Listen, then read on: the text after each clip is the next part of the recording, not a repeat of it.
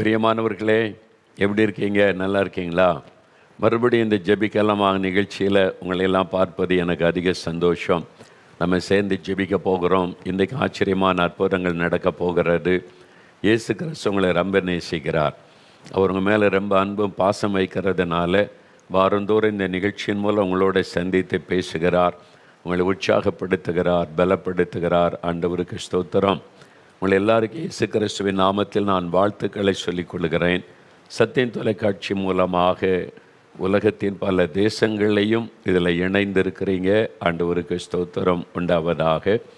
ஹிந்தி, தெலுங்கு, கன்னடம், மலையாளம், இன்னும் ஆங்கிலம் பல மொழிகளில் இதே நேரத்தில் அது டிரான்ஸ்லேட் பண்ணப்பட்டு கொண்டே இருக்கிறதுனால, மொழியாக்க செய்யப்படுகிறதுனால இந்த நிகழ்ச்சியை இந்தியா முழுவதிலும் பல மாநிலத்திலிருந்தும் நீங்கள் தேவ ஊழியக்காரர்கள், தேவ பிள்ளைகள் இந்த நிகழ்ச்சியில் பங்கு பெறுகிறீர்கள். உங்களை நான் அன்போடு வாழ்த்தி வரவேற்கிறேன்.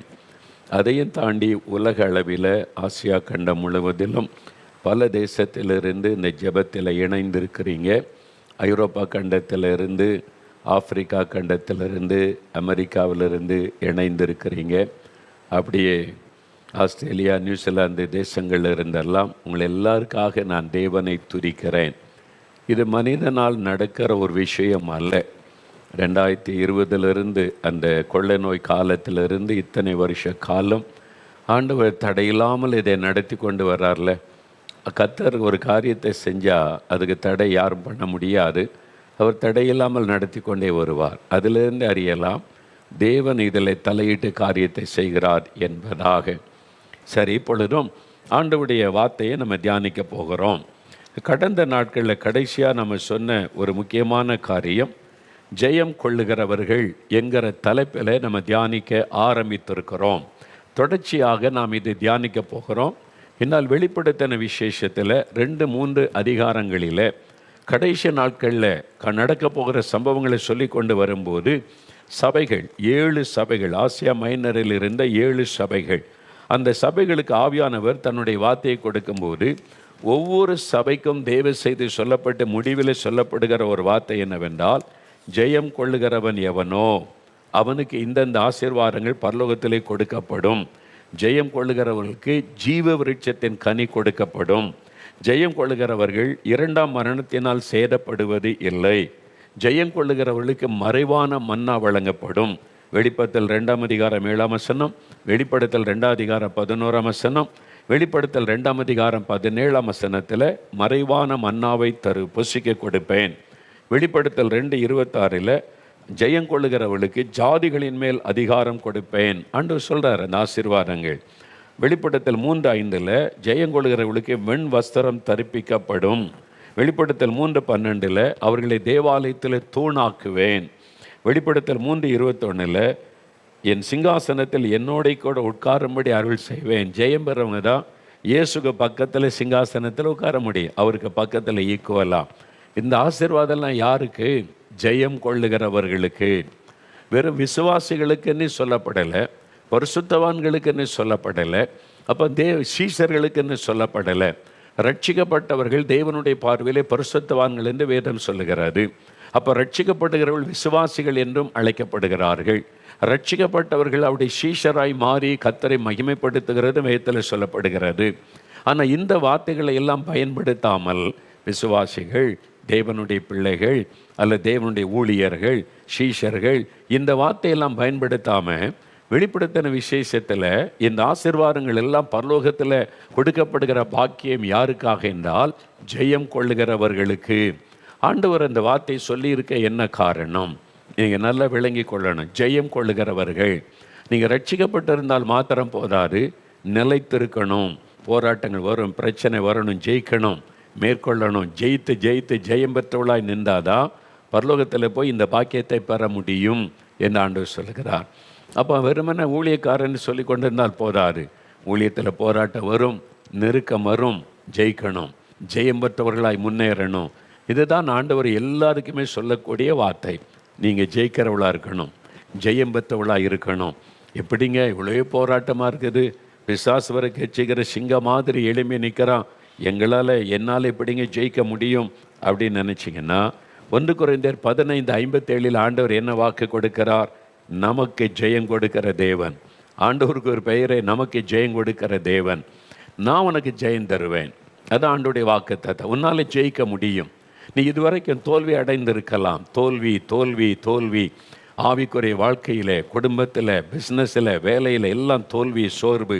இப்போ ஆண்டவர் சொல்லுகிறார், இல்லை, நீ ஜெயிப்ப, நீ ஜெயம் பெற்றவனாய் நிற்ப. என் மகளே, நீ ஜெயம் பெற்றவளாய் நிற்பாய். நான் உனக்கு ஜெயம் கொடுக்கிற தேவன் என்று ஆண்டவர் உங்களை பார்த்து சொல்லுகிறார். அதனால் எழுமங்க, நீங்கள் ஜெயம் பெற்றவளாய் நிற்கணும்னு தான் கர்த்தருடைய விருப்பம். ஆனால் நம்ம முற்றும் ஜெயம் கொள்கிறவர்கள், மோர் தென் கான்கரர்ஸ். ரோமர் 8:37 வசனம் சொல்லுது, முற்றிலும் ஜெயம் கொள்கிறவர்கள். சொல்லுங்கள், நான் முற்றிலும் ஜெயம் கொள்கிறவன். நாம் எப்பொழுதும் எல்லா காரியத்திலும் ஜெயிக்கிறவர்கள் என்று வேதம் சொல்லுகிறது. அப்போது ஜெயிக்கணுமானா எதில் ஜெயிக்கிறது? பொதுவாக பரீட்சை வச்சா பரீட்சையில் நீங்கள் ஜெயிக்கணும் அப்படின்னு சொல்லுவாங்க. ஒரு வேலைக்கு முயற்சி பண்ணி இன்டர்வியூக்கு போனால் அதில் நீங்கள் நேர்முக தேர்வில் ஜெயிக்கணும் அப்படின்னு சொல்லுவாங்க. ஒரு வியாபாரம் ஆரம்பிச்சிங்கன்னா, இப்போ ஆரம்பிக்கிறீங்க, நீங்கள் அதில் சாதிக்கணும், ஜெயிக்கணும்ல, சக்ஸஸ் ஆகணும்ல சொல்லுவாங்க. ஒரு விளையாட்டு போட்டியில் கலந்து கொள்ள போனால் நீ ஜெயிக்கணும். அப்போ இதெல்லாம் தான் சொல்லுவாங்க. உலக பிரகாரமான பல காரியங்கள். நம்ம அதெல்லாம் இருக்கட்டும், அதுக்கு தான் நிறைய ஜெபிக்கிறோம். படிப்புக்கு ஜெபிக்கிறோம், எக்ஸாமுக்கு ஜெபிக்கிறோம், இன்டர்வியூக்கு ஜெபிக்கிறோம். அதெல்லாம் ஆன விஷயம் என்னென்னா, ஆவிக்குரிய வாழ்க்கையில் ஜெயிக்கணும். இப்போ நீங்கள் அதில் கவனம் செலுத்துங்க. படிப்பு அதெல்லாம் இருக்கட்டும், வேலை, பிஸ்னஸ்ஸு, அதில் ஜெயிக்கணும். அதுக்கு தான் ரொம்ப ஜெபிக்கிறோம், அதுக்கு தான் நிறைய நேரம் செலவு பண்ணுறோம். இப்போ ஆண்டவர் நமக்கு தெளிவாக சொல்லுகிற விஷயம் என்னென்னா, ஆவிக்குரிய வாழ்க்கையில் நம்ம ஜெயிக்கணும். அப்போ தான் பரலோகத்துக்கு போக முடியும். எக்ஸாமில் ஜெயிச்சிங்கன்னா மேல் வகுப்புக்கு போகலாம். விளையாட்டில் ஜெயிச்சிங்கன்னா உங்களுக்கு மெடல் கிடைக்கும், கப்பு கொடுப்பாங்க.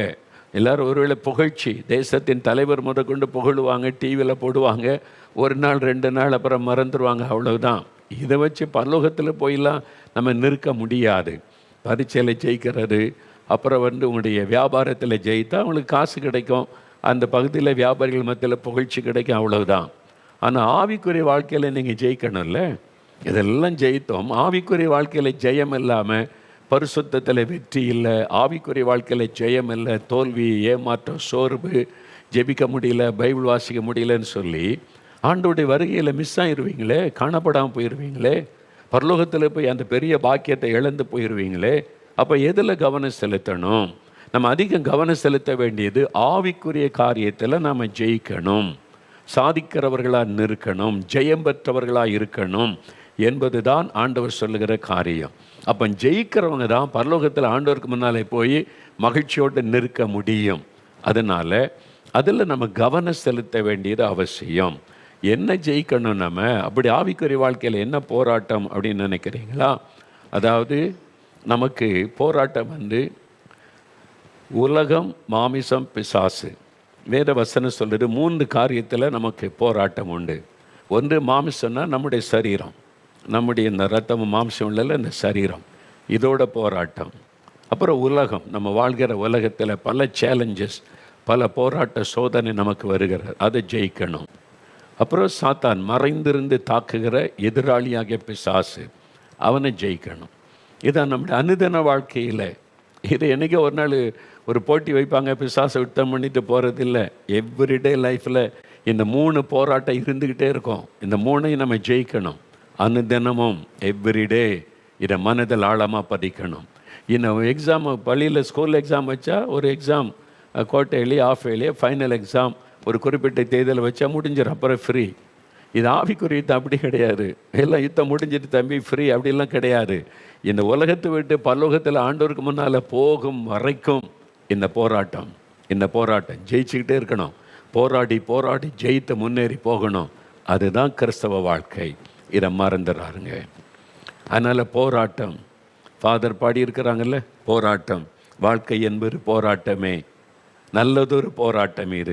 இது தினந்தோறும் 1 நாள் 2 நாள், மாதத்தில் 1 நாள் அல்லது 3 மாதத்துக்கு ஒரு முறை எக்ஸாம் வரும், போட்டி வரும். எவ்ரிடே நம்ம யுத்தம் பண்ணி ஜெயிக்கணும். அதனால் எப்பொழுதுமே நாம் இதை மனதில் வைத்து நம்முடைய ஆவிக்குரிய வாழ்க்கையிலே முன்னேறணும் என்று கர்த்தர் விரும்புகிறார்.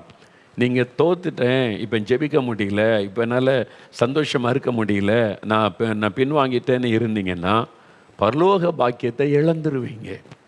அதனால தான் ஆண்டவர் சொல்லுகிறார், இப்போ ரொம்ப கவனிக்க வேண்டிய காரியம், இந்த கடைசி காலத்தில், ஆண்டவருடைய வருகையின் காலத்தில் நம்ம ஜெயிக்கிறவர்களாய் நிற்பதற்கு என்ன செய்யணும், எதில் கவனம் செலுத்தணும் என்பது ரொம்ப முக்கியம்.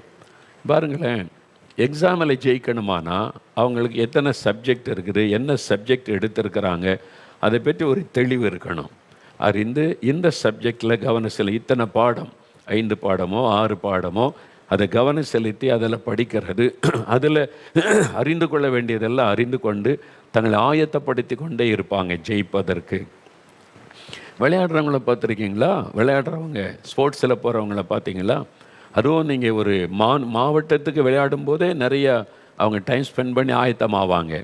ஒரு மாநிலத்துக்கு விளையாடும் போது, தேசத்துக்கு விளையாடும் போது நிறைய ப்ராக்டிஸ். விடிய காலமே கிரவுண்டில் போய் நிற்பாங்க, ஓடிக்கிட்டே இருப்பாங்க. தங்களுடைய சரீரத்தை ஃபிட்டாக வச்சுருக்கணும் அப்படின்னு சொல்லி கவனமாக இருப்பாங்க. அதுக்கு தங்களை ஒடுக்கி நிறைய காரியத்தை தியாகம் பண்ணி, இதை சாப்பிடக்கூடாது, அதை சாப்பிடக்கூடாது, அப்போ தான் ஜெயிக்க முடியும்னு சொல்லி அவங்க தன்னுடைய உடம்பை ரொம்ப கவனமாக பார்த்து கொள்ளுவாங்க. அந்த மாதிரி கவனம் செலுத்தி தங்களை ஆயத்தப்படுத்தி கொள்ளுவாங்க ஜெயிப்பதற்காக. அதே மாதிரி தான் பிஸ்னஸில் ஜெயிக்கணுமானா ராத்திரி பகலாம் உழைப்பாங்க. காலையில் போயிடுவாங்க, ராத்திரி எப்போ வருவாங்க, சாப்பிட்ற டைமே குறிக்காது. காலையில் சாப்பாடே 11 மணிக்கு சாப்பிடுவாங்க, சிலர் மத்தியான சாப்பாடு சாயங்காலம் 4 மணிக்கு சாப்பிடுவாங்க, ராத்திரி சாப்பாடு ராத்திரி 12 மணிக்கு. ஏன்? பிஸ்னஸில் ஜெயிக்கணும், அதுக்கு சில சாக்ரிஃபைஸ் பண்ணுவாங்க, நேரத்தை கொடுப்பாங்க, பிரயாசப்படுவாங்கல்ல, அதை மாதிரி. அப்போ எந்த காரியத்தில் ஜெயிக்க வேண்டுமானாலும் அதற்கு நம்முடைய பிரயாசம் அவசியம், நேரத்தை கொடுக்கணும், அதில் கவனம் செலுத்தணும். அப்போ நம்ம ஆவிக்குரிய வாழ்க்கையில் ஜெயிக்கணும் என்று சொன்னால் கர்ம கவனம் செலுத்தணும். அப்போ இந்த ஆவிக்குரிய போராட்டம் என்ன, நமக்கு விரோதமாய் போராடுகிற போராட்டங்கள் என்ன, அந்த யுத்தத்தில் ஜெயிக்கிறதற்கு நம்ம எதை பயன்படுத்தணும், என்ன செய்யணும் எல்லாம் அறிந்து நம்ம ஜெயம் பெற்றவர்களாக நிற்கணும். இதான் ஆண்டவருடைய விருப்பம். பாருங்கள், கடைசி நாட்களில் தீங்கு நாளில் எதிர்க்கவும் சகலத்தையும் செய்து முடித்தவளாய் நிற்கவும் திராணி உள்ளவளாய் இருக்கும்படி சர்வாயுத வர்க்கத்தை எடுத்துக்கொள்ளுங்கள். எபேசியர் 6 பவுல் சொல்லுகிறார். அது ஒரு பெரிய ஆவிக்குரிய போராட்டம் உண்டு, யுத்தம் உங்களுக்கு உண்டு. அது ஆவிகளோட, அது கடைசியில் நம்ம தியானிப்போம். அசுத்த ஆவிகள் என்ன ஆவிகரியை செய்து எதெல்லாம் நமக்கு விரோதமாய் போராடுமோ மோதும், அது எப்படி நம்ம ஜெயிக்கணும், அதுக்காக எழுதப்பட்டது. அப்போ வேறு புஸ்தகத்தில் சொல்லப்பட்டதெல்லாம் நம்ம ரட்சிக்கப்பட்ட உடனே ஒரு போராட்டம் ஆரம்பிச்சிட்டு ஒரு யுத்த களத்துக்குள்ளே வந்துட்டோன்னு அர்த்தம். நீங்கள் எப்போ ரட்சிக்கப்பட்டு இயேசுவின் பிள்ளை ஆயிட்டீங்களோ நீங்கள் ஒரு யுத்த களத்தில் வார் ஃபீல்டுக்குள்ளே வந்துட்டீங்க. உங்களுக்கு விரோதமாக யுத்தம் பண்ணுகிற 3 முக்கியமான காரியம் இருக்கிறாரு. உங்கள் மாமிசம், இந்த உலகம், பிசாசு.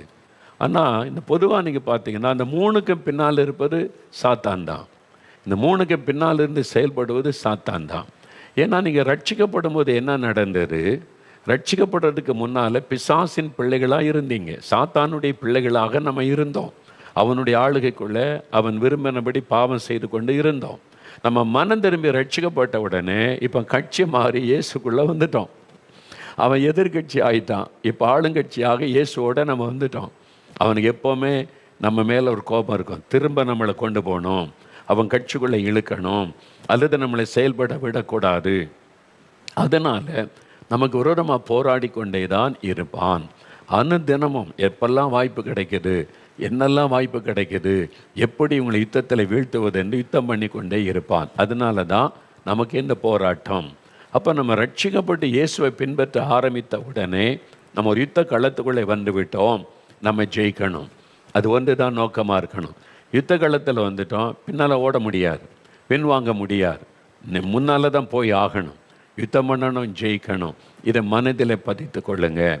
என்னங்க சொல்கிறீங்க, கிறிஸ்தவ வாழ்க்கைன்னா ஏதோ ஆண்டவர் அற்புதம் செய்கிறார், விடுதலை கொடுக்கிறார், கேட்குறெல்லாம் தருகிறார், இதான் கிறிஸ்தவ வாழ்க்கை நினைத்து கொண்டு இருந்தோம். அது உண்மைதான், நீங்கள் கேட்குறெல்லாம் தர்றார்ல. சுகம் கேட்டால் சுகம் தருகிறார், விடுதலை கேட்டால் விடுதலை தருகிறார், பிள்ளைகளை ஆசீர்வதிக்கிறார், வீடு எல்லா ஆசீர்வாதம் தேவன் நமக்கு தருகிறார். உண்மைதான், அவர் நம்ம கூட இருக்கார். அதே சமயத்தில் நம்மளை அழைத்து போகிற பாதை யுத்த களம், நம்ம அதை தாண்டி தான் ஒவ்வொன்றா போகணும். இதை ஆண்டவர் நமக்கு வைத்திருக்கிற ஒரு வழிமுறை. அதனால தான் நம்ம அநேக உபத்திரவங்களின் வழியாய் தேவனுடைய ராஜ்யத்துக்குள்ளே பிரவேசிக்க வேண்டும் என்று பவுல் சீஷருடைய மனதை திடப்படுத்துகிறார். உபத்திரவம் எனக்கு வேண்டான்னா பரலோகம் வேண்டான்னு சொல்கிற மாதிரி அர்த்தம். பரலோகத்துக்கு போகணுன்னா உபத்திரவத்தின் வழியாக தான் போய் ஆகணும் என்று வேதம் நமக்கு சொல்லுகிறார். மனிதர்கள் சிலர் நம்மளை ஏமாத்துறதுக்கு பல காரியத்தை சொல்லி மழுப்புவாங்க. உண்மை அது கிடையாது. உண்மை தெரிந்த ஏராளமான ஊழியர்கள் இருக்கிறாங்க. அவங்க இதைத்தான் சொல்லுவாங்க, உபத்திரம் உண்டு, பாடு உண்டு, நிந்தை உண்டு, அதுக்கு மத்தியில் தான் நம்ம ஜெயித்து கொண்டு போகணும். இதான் வேதம் நமக்கு சொல்லுகிற, இயேசு நடத்துகிற பாதை. அப்போ போராட்டம் உண்டு. வீட்டுக்குள்ளே இருக்கோம், வெளியில் இருக்கோம், படிக்கிற இடத்துல இருக்கோம், பிஸ்னஸ் செய்கிற இடத்துல இருக்கோம். ஊழியன்னா இன்னும் பலமான எதிர்ப்புகள், போராட்டம் இருக்கும். ஆனால் நம்ம சுதந்திரக்கூடாது, ஜெயிக்கணும், யுத்தம் பண்ணணும். அப்போ யுத்தம் பண்ணுகிற மனப்பான்மையோடு நம்ம வாழணும். ஒரு யுத்த வீரனாக நிற்க நம்மை அர்ப்பணித்து கொள்ளணும். அதுதான் கிறிஸ்தவ வாழ்க்கையில் ரொம்ப நமக்கு முக்கியம். ஆரம்பத்தில் எனக்கு இதெல்லாம் தெரியாது. ஆரம்பத்தில் எல்லாருக்கும் யாருக்குமே தெரியாது. ஏதோ இயேசுவை பின்பற்றோன்னா டெய்லி அற்புதம் நடக்கும், அப்படி தான் நம்ம நினைப்போம். ஆனால் உள்ளே வந்த பிறகு தான் தெரிஞ்சது, நம்மளை கொண்டு வந்து யுத்த காலத்தில் ஆண்டவர் நிறுத்திட்டாரு. முன்னால் இவ்வளோ எதிராளிகள் நிற்கிறாங்க, இதெல்லாம் யுத்தம் பண்ணி ஜெயித்து ஜெயித்து ஜெயித்து முன்னேறி போகணும். இதுதான் கிறிஸ்தவ வாழ்க்கை.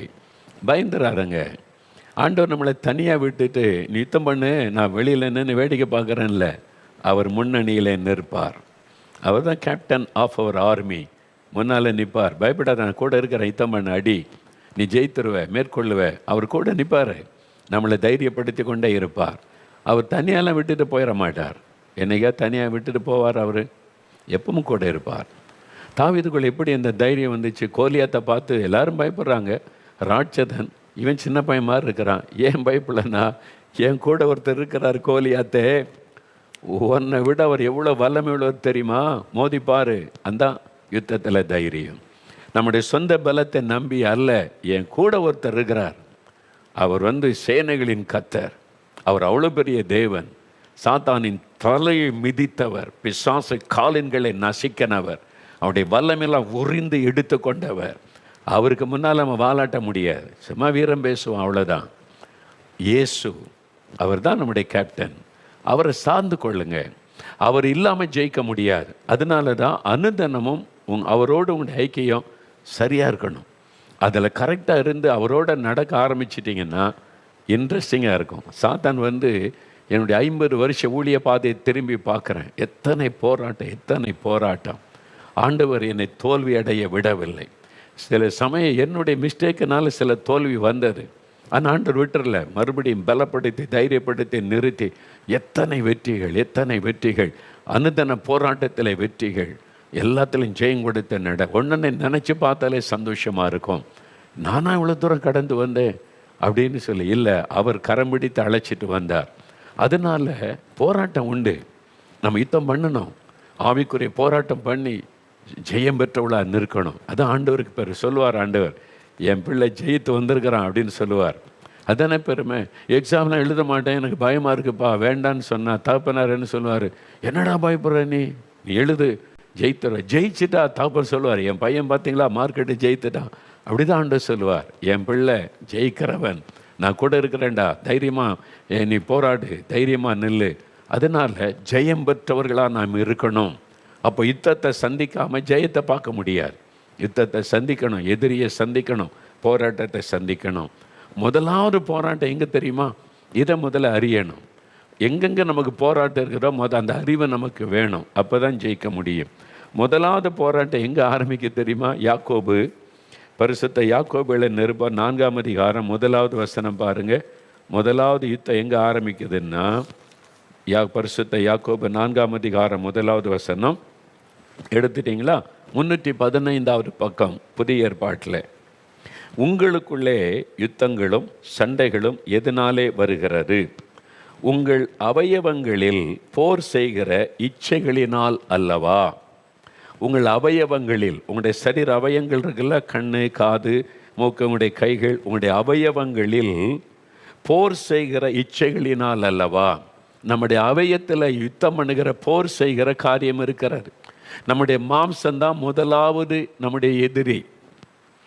என்னங்க சொல்கிறீங்க, அப்படி பார்க்குறீங்களா?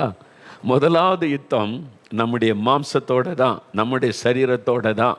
இதிலிருந்து தான் பிசாசு நம்மளை முதலாவது யுத்தம் பண்ணி வீழ்த்த பார்க்கிறான். அப்போது அவனுடைய அவயவங்களில் போர் செய்கிற இச்சைகள், நமக்குள்ள இச்சையை தூண்டி ஒரு பாவத்தை செய்ய வைத்து தேவனை விட்டு வழி விலக பண்ணுவதற்கு நம்முடைய மாம்சத்தை வைத்த யுத்தத்தை இவன் ஆரம்பிக்கிறான்.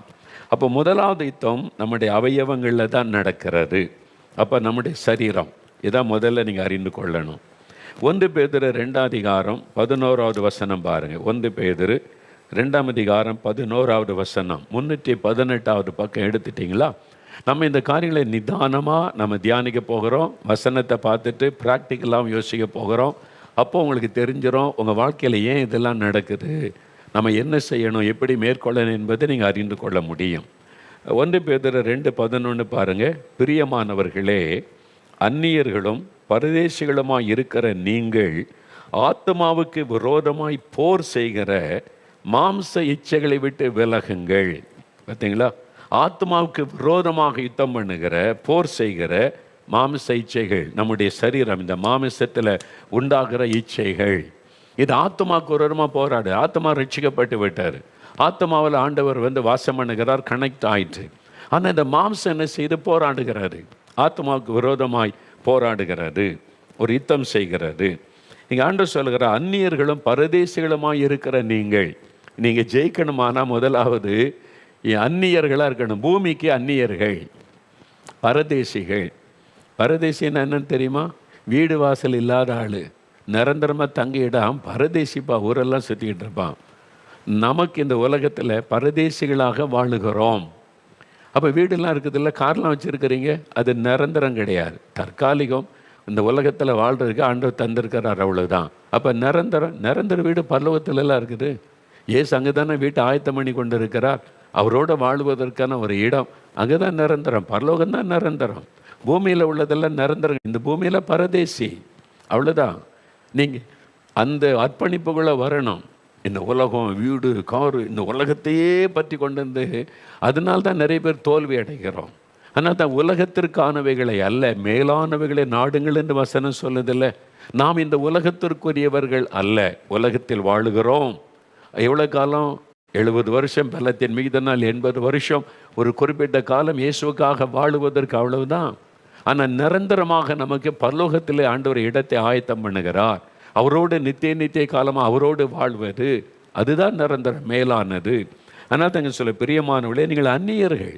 முதல்ல இதை புரிந்து கொள்ளணும். நாம் இந்த பூமிக்கு அந்நியர்கள், பரதேசிகள். ஒன்று எனக்கு சொந்தம் கிடையாதுங்க. இதெல்லாம் இருக்குன்னா டெம்பரவரியாக நான் இந்த உலகத்தில் ஆண்டவருக்கு செய்ய வேண்டிய சில காரியத்துக்கு ஆண்டவர் தந்திருக்கிறார். பிஸ்னஸ் எதுக்காக? இன்னும் நீங்கள் 1000 வருஷம் உங்கள் தலைமுறைக்கே சேர்த்து வச்சு கொண்டாடுவதற்காக இல்லை. அந்த பிஸ்னஸ் மூலமாக தேவனுடைய ராஜ்யம் கட்டப்பட, ஆண்டவருடைய திட்டம் நிறைவேற உங்களை குறித்து ஆண்டவர் எதை செய்ய எதிர்பார்க்கிறார், அதை செய்கிறதுக்கு தான் அந்த ஆசீர்வாதங்கள். வேலை எதுக்கு? உலகத்தில் வாழ் வரைக்கும் குடும்பத்தை கவனிக்கணும், ஒரு கடன் பிரச்சனை இல்லாமல் நீங்கள் சந்தோஷமான ஒரு வாழ்க்கை வாழணும். அதுக்காக ஆண்டவர் தந்திருக்கிறார், அவ்வளோதான். அப்போ நீங்கள் இந்த பூமியை சதமென்று நினைத்து இந்த பூமி தான் சொந்தன்ற மாதிரி நம்ம வாழ்ந்து கொண்டு இருந்தால் நீங்கள் ஜெயிக்க முடியாது. நீங்களுடைய மனநிலைமையில் மாற்றம் வரணும். நான் இந்த உலகத்திற்குரியவன் அல்ல. எப்படி சொல்கிறீங்க? இயேசு சொல்லியிருக்கிறார், நான் உலகத்தான் அல்லாததை போல நீங்களும் உலகத்தார் அல்ல. நாம் இந்த உலகத்திற்குரியவர்கள் அல்ல. நம்முடைய குடியிருப்பு பரலோகத்தில், அதை நோக்கி பிரயாணப்பட்டு போகிறோம். போகிற வழியில் பல யுத்தங்களை சந்திக்கிறோம். சாத்தான் போராடுகிறான். யுத்தம் பண்ணி ஜெயித்து ஜெயித்து ஜெயித்து முன்னேறுகிறோம். எகிப்து தேசம் அவங்களுக்கு நிரந்தர தேசம் கிடையாது. 400 வருஷம் அங்கே இருந்தாங்க. அவங்களுக்கு அங்கே தங்கி இருக்கிற கூடாரங்கள் இருக்கிறது. குடும்பமாயிட்டாங்க, மனைவி பிள்ளைகள் இருக்கிறாங்க. அவங்களுக்கு சாப்பாடு கிடைக்கிது, ஆகாரம் கொடுக்கப்படுது, கடினமாக வேலை செய்கிறாங்க, அடிமையாக இருக்கிறாங்க. அது நிரந்தரம் அல்ல. அவங்களுக்கு தேவன் ஆயத்தப்படுத்தினது கானான் தேசம். அது பால் ஓடுகிற தேசம். அந்த தேசம் தான் அவங்களுக்கு நிரந்தரமானது. அதுக்கு தான் ஒரு வெளியே கொண்டு வந்து நடத்துகிறார். பிரயாணப்படுங்க, ட்ராவல் பண்ணுங்க, போங்க. போகிற வழியில் பார்வோனுடைய சேனை வரும், யுத்தம் பண்ணணும். அமலேக்கியர் வருவாங்க, யுத்தம் பண்ணணும். தண்ணீர் கிடைக்காம நடக்க வேண்டியது வரும், நீங்கள் அதில் ஜெயிக்கணும். ஒவ்வொன்றில் சோதனைகள் வரும், நெருக்கங்கள் வரும்.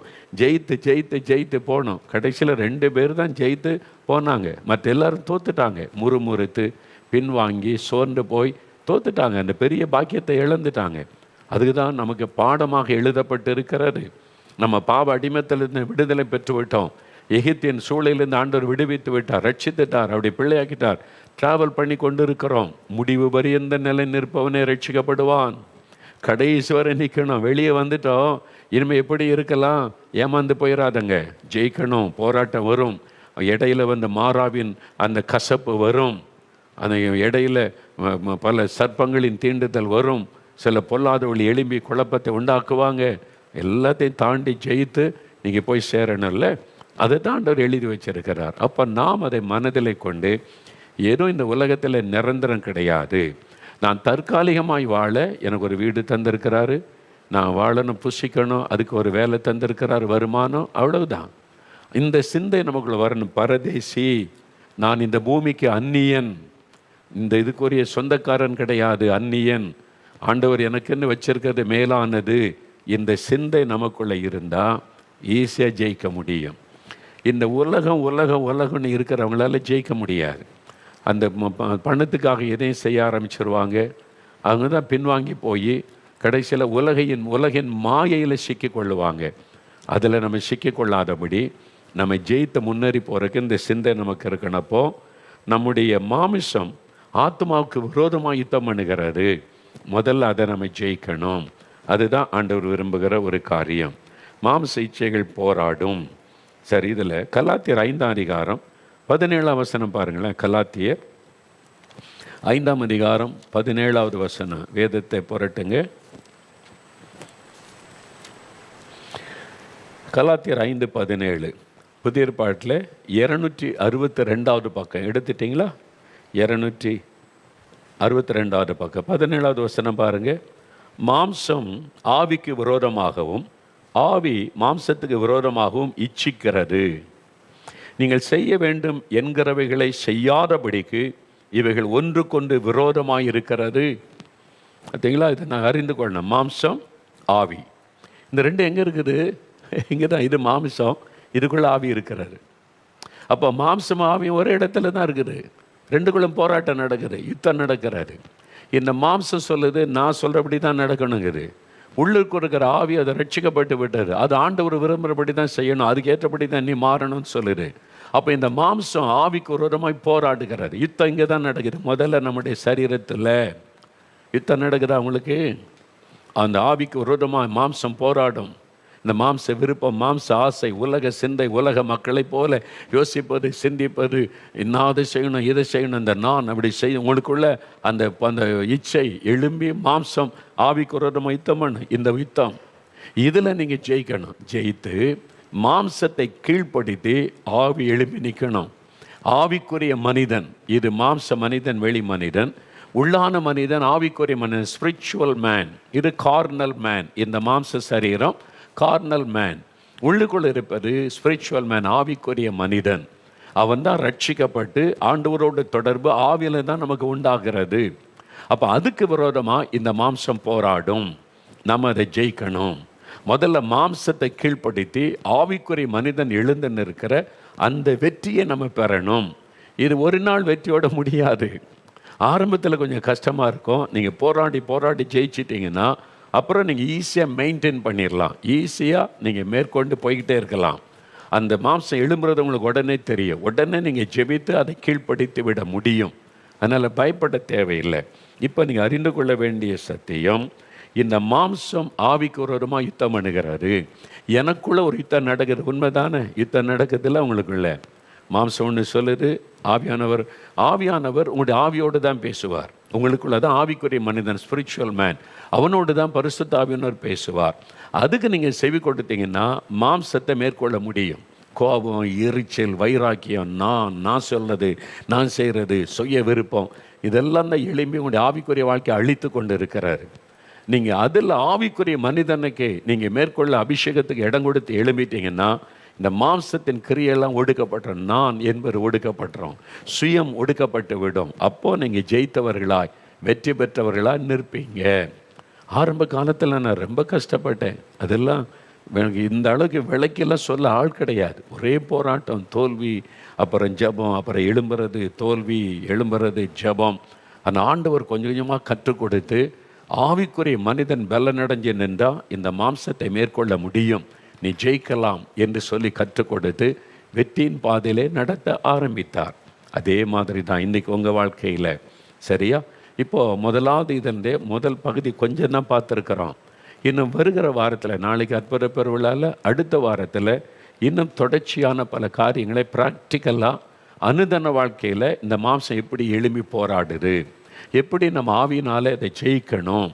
அனுதின வாழ்க்கையில் உங்களுடைய குடும்பத்தில், நீங்கள் வேலை செய்கிற இடம், படிக்கிற இடம், ஃபேமிலி ரிலேஷன்ஷிப்பில், ஊழியத்தில், அதிலெல்லாம் எப்படி இந்த மாம்சம் போராடும், எப்படி உங்களுடைய ஆவியினால் அதை ஜெயிக்கணும், இதெல்லாம் நம்ம அறிந்து கொள்ள போகிறோம். சரியா?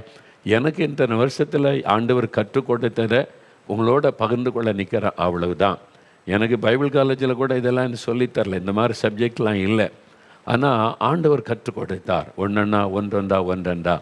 அதில் எனக்கு தெரிஞ்ச ஒரு சிலதை உங்களுக்கு சொல்லிக் கொடுக்குறேன். முழுமையாக எனக்கு தெரியலாம், எனக்கு சொல்லிட முடியாது. இதை கிருபையாக தேவன் இத்தனை வருஷம் ஜெயத்தில் நடத்தி கொண்டு வந்ததே உங்களுக்கு சொல்லிக் கொடுக்குறேன். இப்போ நம்ம ஜெபிக்க போகிறோம். என்னென்ன? ஆண்டவரே, நீங்கள் ஜெயம் பெறுவதற்கென்று தெரிந்து கொள்ளப்பட்டவங்க, தோக்க மாட்டீங்க. நான் ஜெயம் பெற்றவன், நான் ஜெயம் பெற்றவள், நான் ஜெயிப்பேன். இயேசு என் கூட இருந்தால் நான் ஜெயிப்பேன். இயேசுடைய வல்லமையினால், பலத்தினால் ஜெயிப்பேன். நான் தோக்க மாட்டேன், நான் சொந்து போக மாட்டேன், பின்வாங்கி போக மாட்டேன், நான் முடங்கி போக மாட்டேன், நான் ஜெயிப்பேன். இந்த போராட்டத்தில் என் மாம்சத்தை ஜெயிப்பேன், இந்த இச்சைகளை நான் ஜெயிப்பேன், சுயத்தை நான் ஜெயிப்பேன். நான் தேவ சித்தம் ஆண்டவர் என்னிலே வெளிப்படும்படி இந்த சுயத்தை ஜெயித்து இயேசுவை வெளிப்படுத்தி காண்பிப்பேன். தைரியமாக சொல்லுங்கள், ஆண்டவர் பலன் தருவார். ஒரு நிமிடம் ஜெபிக்கலாம். அப்படியே உங்களுடைய வலது கரத்தை உயர்த்துங்க, அல்லது உங்களுடைய இருதயத்தில் கை வைங்க. ஆண்டவரே, நான் ஜெயிக்கணும்னு நீங்கள் விரும்புகிறீங்க. நான் ஜெயம் பெற்றவனாக நிற்கணும். நான் பரலோகத்துக்கு வரும்போது உங்களுக்கு முன்னால் ஜெயம் பெற்றவனாய் வந்து நிற்கணும்.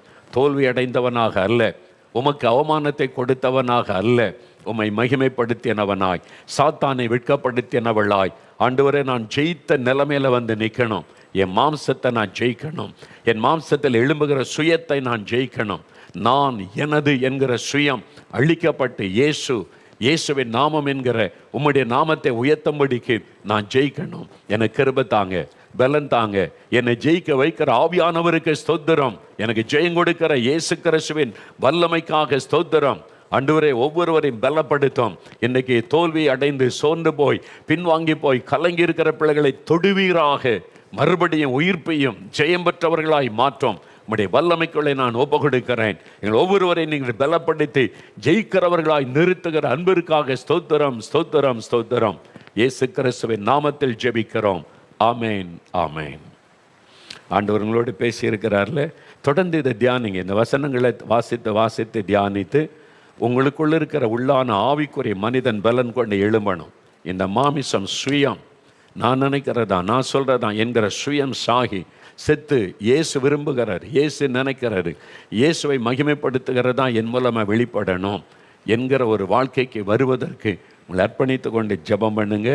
மறுபடியும் அடுத்த வாரத்தில் என்னுடைய தொடர்ச்சியாக நம்ம பல காரியத்தை தியானிக்க போகிறோம். சரியா? கர்த்தருடைய ஆசீர்வாதம் அதுவரைக்கும் உங்களோடு இந்த நடத்துவதாக. நாளைக்கு அற்புத பெருவிழாவில் சந்திப்போம். நாளைக்கு இயேசு உங்களுக்கு அற்புதம் செய்ய போகிறார். ஜெபத்தோடு காத்திருங்க. ஆமேன்.